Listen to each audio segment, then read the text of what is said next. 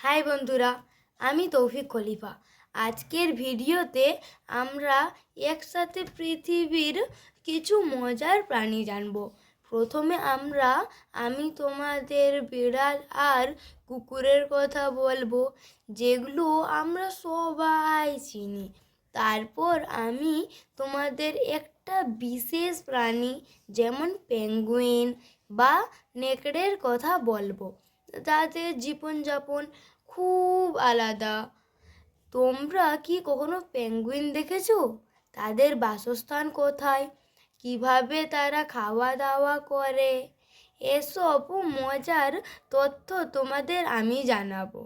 তো ভিডিওটা দেখো আর কমেন্টে তোমরা কোন প্রাণীটা সবচেয়ে ভালো লাগলো সেটা জানাও। তো ঠিক আছে বন্ধুরা, আমি বলছি।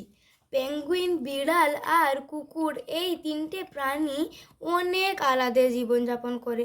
পেঙ্গুইনরা সমুদ্রের মাছ, স্কুইড আর ছোট ছোট প্রাণী খেয়ে বেঁচে থাকে, কারণ ওদের বাসস্থান বা বাস সমুদ্রের মধ্যে।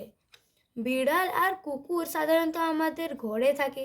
ওরা মাংস, ভাত আর মানুষের বানানো খাবার খায়।